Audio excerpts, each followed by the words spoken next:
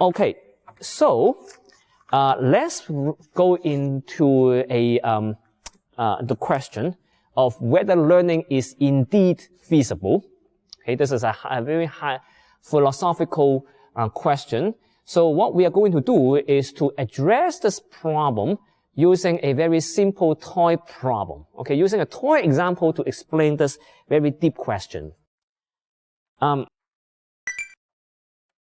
So there are two different types of data. One is the in-sample data, or you call it the training data. The other one is called the out-sample data. That's the testing data.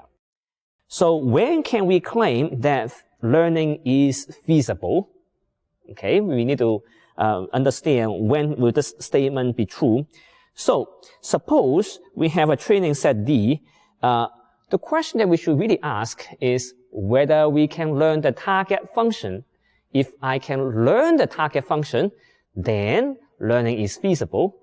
If I have no reason to learn the target function, then it becomes infeasible.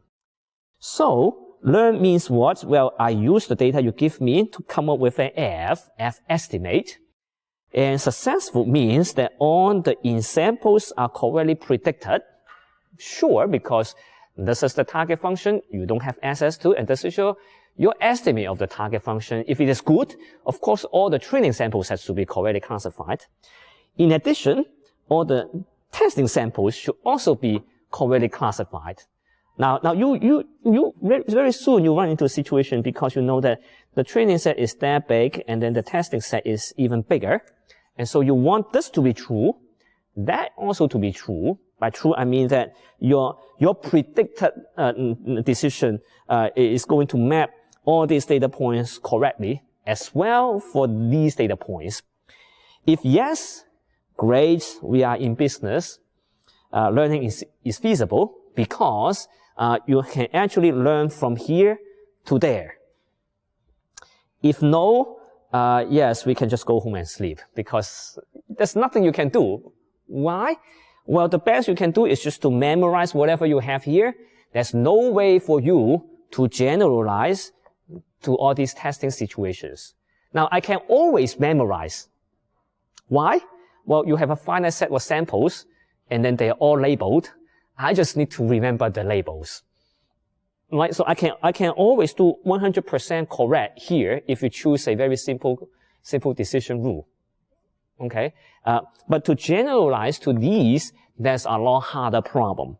So if you cannot generalize from your training set to testing set, that means you haven't learned anything. And then you can go home. And then we can dismiss our course. And then we can tell everyone to go to sleep. Okay? So now, of course, that's just too extreme. Okay? Now, to understand this question, we need to really go into it deeper and try to understand it from this example. So suppose I have, this is my input data set that contains a set of vectors, okay, a three-dimensional vectors. Each element will be either 0 or 1. Okay, so for example, what? Well, for example, it would be this. It will be a binary vector, 0, 0, 1, 1, 0, 1, 1, 1, 0, 1, 1, 1. So it would be a collection of all these 3-bit binary vectors. Everyone follow me? Okay, so it is an extremely small sample space. Okay, in this sample space, how many elements are there? There are only 8 elements. Okay, it's very simple. Okay, so there are only 8 elements. And then suppose there is a target function. And of course, the target function is not known. If you know the target function, there's no problem. So there is a target function. And then this target function will map every x to a y. And y, of course, is either +1 or -1. And for example, you input 0, 0, 1, it's going to tell you it's +1. If you input 0, 1, 1, it's going to tell you -1. That's just one possible way of assigning each vector to a label. And then we ask how many possible f's are there. That's also not too hard to calculate, okay? Because you can think of f as an 8-bit vector, right? Because you have 8 elements, you have 8 vectors in this set. Inside the set, there are only 8 vectors. x1 through x8. Each one is a 3-bit vector. Okay, so you have 8 of them. And now you ask how many labels, okay, how many configurations of the labels that I can assign? Well, you can assign +1, +1, -1, -1, etc. So basically that will give you a string of 8 numbers, and then you can flip the bits, right? So you have altogether how many choices? Well, you have total of how 8 choices is 256 choices. Okay, so how many target functions will you have?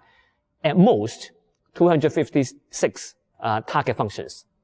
So that would define your hypothesis set. In this hypothesis set, you will have 256 choices of hypotheses.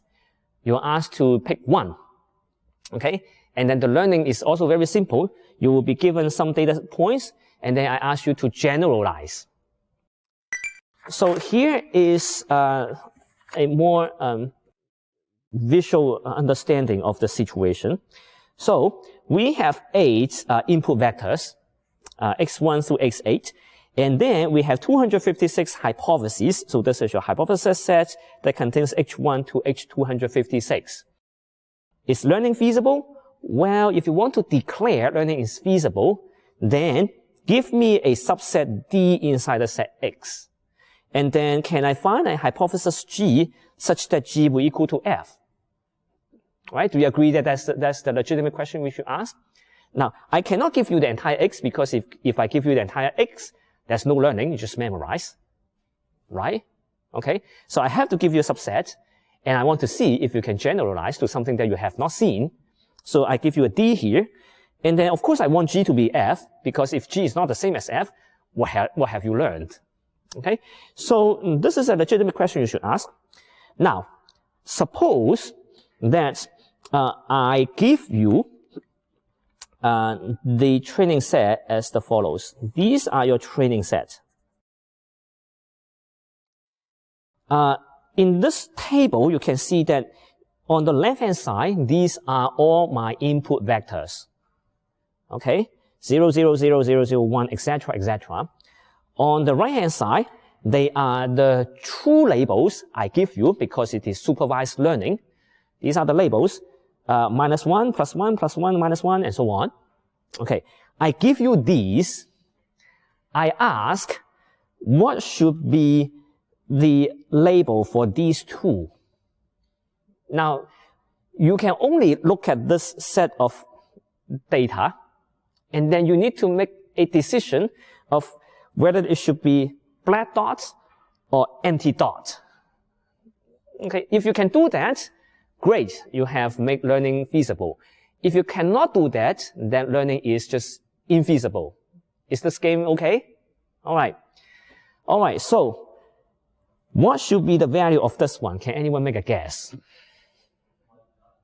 White dot? Why white dot?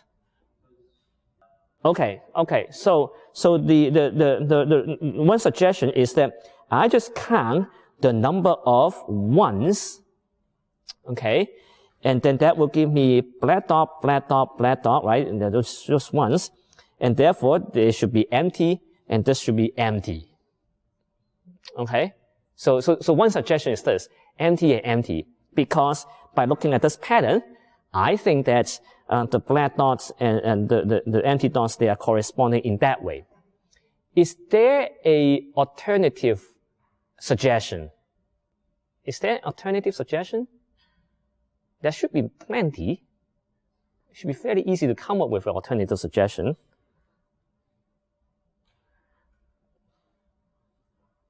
How about this? This is odd number of ones, odd number of ones, odd number of ones, right? Even number of ones, even number of ones, right? Even number of ones. Each call this even, okay? Then even number of ones, odd number of ones. Then I have a different solution than yours. See that? Right? So I can interpret this result in multiple ways, and it's just unclear which way is correct. Now you can convince me, I can convince you, and we will never reach an agreement because you are right, I'm also right, So which one is correct? No one is correct. Or both are correct. So what should we do? Well, so if you guys are not following me, let me just tell you two possibilities, okay? This is possibility one, which is the one that, one of you are suggesting, that, you're looking at, the number of ones, right? The one will give me a blank, and then the others will give me empty circle, then therefore these two should be, two empty circles, according to the number of ones. So that's fine. That's one possibility. The other possibility is that, I can look at the odd number of ones, I can look at even number of ones, then I can come up with this result. So now you can compare with these two. Okay? The same training data set is going to give me two different decisions. Okay? And no one is absolutely correct. So have I learned anything? We start to question about that. Okay. Now, in fact, if you draw all the possible cases, okay, it's because you have already enumerated over all the 6 possibilities. So the first 6 numbers, they're already fixed. So now, instead of looking at 256 hypotheses, there are in fact just 4 hypotheses that you need to worry about. Right? So what are the 4 hypotheses that you need to worry about? It will be empty, empty, solid, empty, empty, solid, solid, solid. These are the 4 possibilities. So now you look at this problem. It really depends on which one you pick. Okay? You can pick an empty here, you can pick a solid here. You just don't know. Okay? Here is your choice. That's your choice because you do not know the ground truth. The ground truth can be one of those. The ground truth can be one of these 4. You don't know. And then you can make a choice here. You can make a choice of solid, solid, empty, empty, solid, empty, empty, solid. You can make any pair. But since you don't know the ground truth, you will never be able to be exactly the same as the ground truth. The only thing you can guarantee is that these 6 numbers will be identical to the ground truth. But that's useless. That's just memorizing. Okay. Of course, you need to guarantee that the training set is correct. So, have you learned anything? Nothing. You haven't learned anything at all. You have just memorized all these training samples. Whenever you want to go out, you have 4 unknown target functions to choose from, and you just don't have any way to choose which one. And the best you can do here is just guessing. Flip a coin, 25%, and then you will get 1. Okay? So that's not learning. So what is wrong with here? Okay? This example shows you a very, very striking result that learning is not feasible in this very simple toy problem. Something is wrong. This is very counterintuitive. What goes wrong?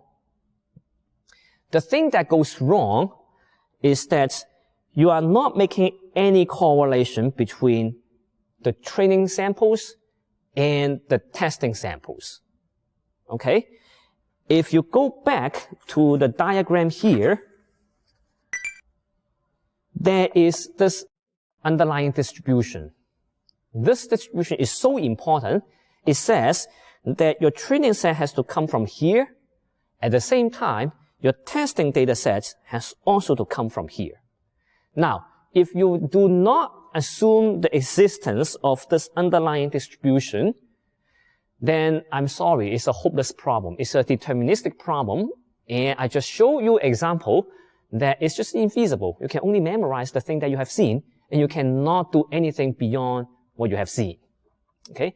The reason that you can make learning feasible is because there is certain correlation between your training and testing. And because of this correlation, you can feel comfortable that when I do something here, I might be able to say something there. There is a key here.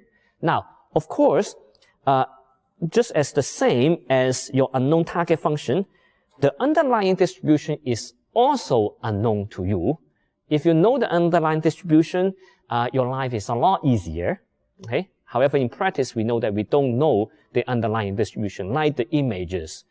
who knows how the images are distributed? We don't, okay? But we know the existence, and by assuming the existence here, you can quantify the performance. By quantifying the performance, I mean that I'm going to write down a few equations to define what I mean by training error and what I mean by testing error.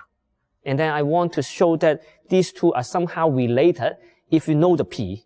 If you don't know the P, these two are just two completely different objects that you have no way to draw the connection between the two. Okay? So we need to use this probability P here.